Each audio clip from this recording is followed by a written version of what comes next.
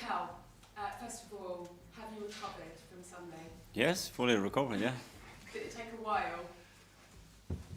Well, it took like a normal game. Obviously, it was a very emotional game at the end, but they all are in different ways probably that the game we played on Sunday. But yeah, looking forward to tomorrow.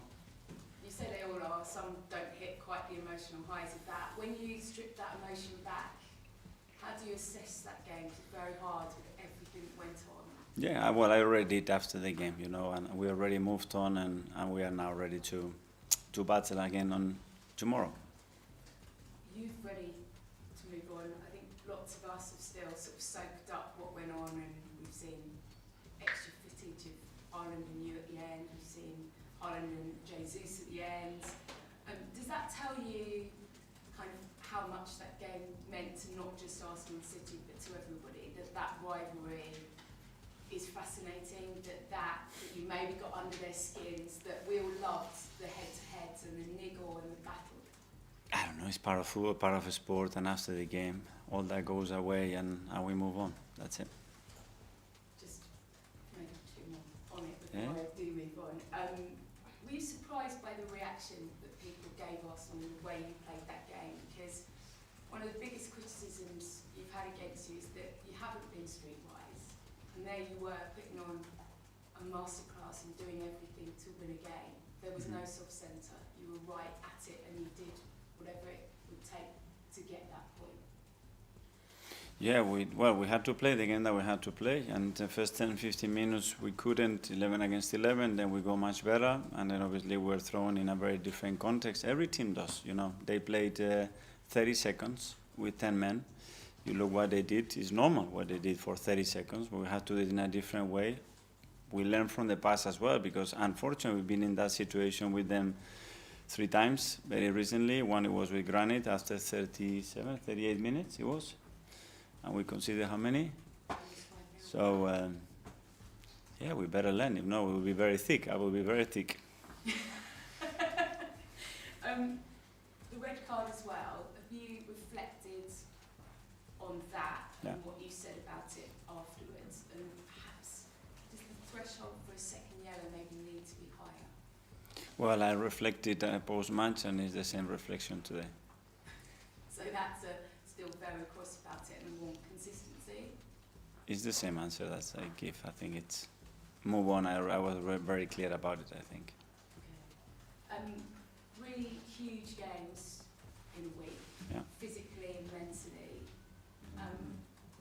When you sit here now, how proud are you of what you've gone and done, some of the circumstances thrown at you? Extremely proud. I think the team, the desire that they have to compete in any context, to win, to adapt to different circumstances, different competition, different way of playing, and handle that emotionally and physically the way we've done, is superb. Happy, not because we wanted to win the 3 games, but understanding how tough that context is and how difficult it is, and the things that we had to deal with, and not only that, but our own issues as well with the amount of players that we had out. I think it's a significant improvement, and we have to be proud of that, but not happy because we want to win. Just finally, what is the body count like? I mean, we clearly saw quite a few of your players go down. How many of those sort of are struggling a little bit with injuries? What does your squad look like? Did it give you a chance to see the likes of Sterling, some of your youngsters tomorrow? I always prefer the facts than words or supposing things. So let's see who is available tomorrow, and then we can talk about dark arts or these things. Or if it's a reality. Yeah, it won't be. There will be? Mm-hmm. Unfortunately, yes. Pardon? Unfortunately, yes, there will be a few players that are not available. Yeah. Tomorrow you will find it as soon as I give the lineup. Okay. No serious injuries picked up on Sunday? We have to wait one of them. Yeah. Thank you. Hi Mikel, how are you? Very good, you? Yeah, very good. In terms of your players, two of the last 3 games, you had players sent off in the Premier League, kicking the ball away. Do you you had to remind your players that that's a new rule? For passing the ball, you mean? Passing the ball away, kicking the ball away? Yeah. Have you had to remind them not to do it in future? I think so. Just leave the ball, don't touch the ball. We play without the ball. Having said that though, the League Cup, when you were at Man City, they always took the League Cup seriously. Pep always wanted to win it because it led to something bigger, or it seemed to be something bigger. Is that the mentality you're bringing to Arsenal? Yes, for sure. We want to win the game tomorrow. We have to start with the first game, you know, and we have to understand what's the best team, the strongest team that we can put out there to perform in the way that we need to be better than Bolton and beat them. You mentioned the strongest team you can, because quite often we see Premier League managers make 10 or 11 changes to either give players a rest or give other players a game. Would you do that? Would you make 10 or 11 changes? No, at the moment we cannot, because we don't have another 10 players available. You've got a big squad. You could probably find 10 players. Mm-hmm. How many youngsters are we going to see there tomorrow? Because this is always a good opportunity to see younger players. I remember in the past we've seen the likes of Alex Iwobi, Emil Smith-Rowe, people like that make their debuts in these sort of competitions. It's a great opportunity for any player to show what they are doing in the games. I didn't have the ability to play matches yet, to transform what they're doing in training, to give us the right reason and perform on the pitch. Two players who we may not see tomorrow, Gabriel and William Saliba. I remember speaking to you about 3 years ago when Saliba was away on loan, and you were saying how much you wanted to keep him, how much of a good player he's going to be for Arsenal. Can you believe what those two have developed into as a partnership? Because they're probably among the top centre-half partnerships now in English football. No, the reality is no, because you have to see that developing day by day, and obviously we believe that that they could become really good. That togetherness, that chemistry is something unique. It's something that they build, and there is something that happened very organically as well, and very proud to have them. The level they are showing is incredible. And finally, Raheem Sterling, you've already been asked about him. I'm not going to ask you whether he's going to start or not tomorrow, but this would be a good opportunity to get more minutes for Arsenal. What has he been like since he's arrived here? And have you been impressed with him even more than when you saw him before at City? Yes, very good. Obviously, he had a few minutes already, so he's played in a few games already, and tomorrow he has another opportunity. He's ready. He's really hungry to start to have more minutes and start to impact the team in the way that he can, and hopefully tomorrow we can see that. Stephen? Mikel, it's the first of 4 home games in a row tomorrow after lots of travelling lately.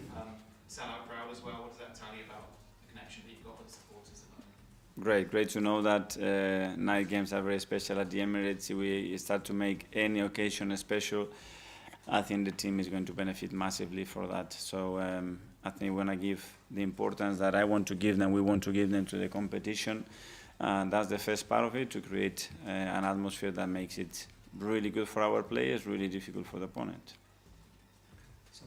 Mikel, we saw the footage of David Raya leaving the Etihad, sort of bandage on his knees. Is he one of the players who's a doubt tomorrow? Would it concern you that you might have to play a 16-year-old in Jack Porter in goal? But let's see how they are today, and I will try to make a call on that if we believe that that's a possibility.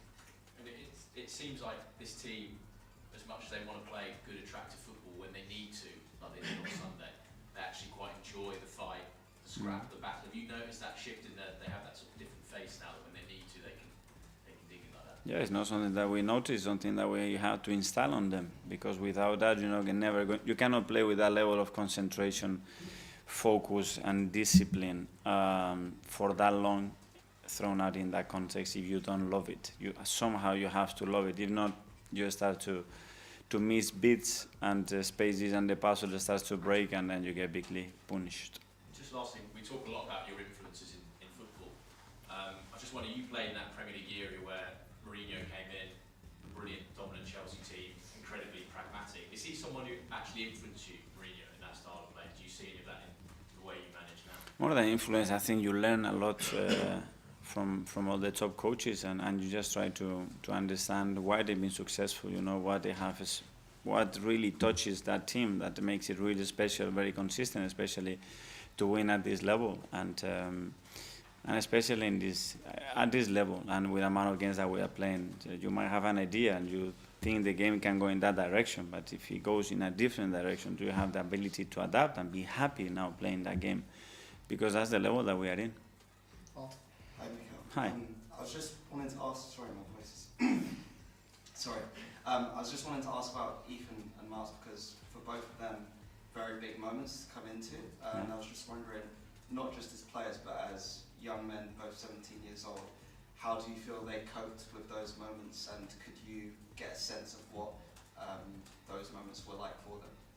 I'm very proud of them because they are dealing with a situation probably earlier than expected, and they have given the chance to play in each of the most historic and more difficult probably grounds in the Premier League, and they both responded really well.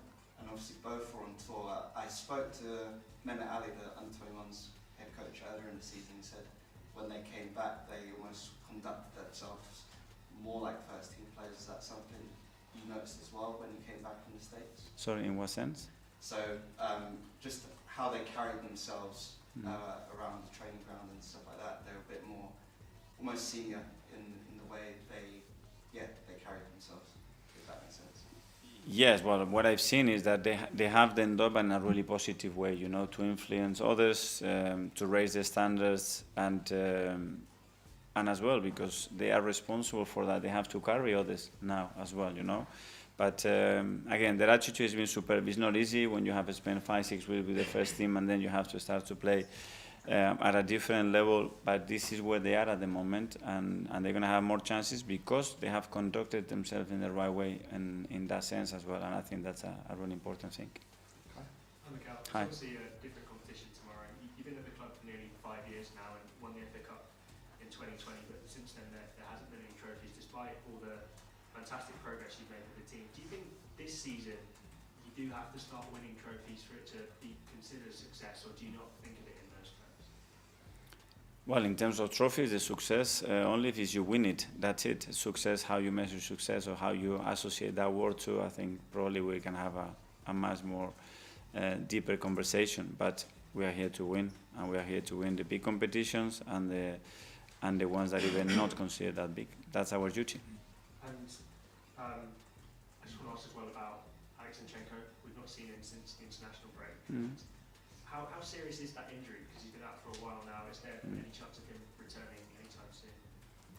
I think he will be out still for a few weeks, unfortunately. Yeah. And another one on Ethan. I just want to get a bit of insight into sort of what kind of character he is in your dealings with him. Is he the kind of guy who's coming to you and asking for more advice? Is he sort of knocking on your door, or is he saying, can you do me clips? Can you sort of tell me how to improve on certain things? Or is he a bit more still, you know, as the young guy? No, those two really pushy, really demanding. They want everything. They want to see everything. They want more and more information.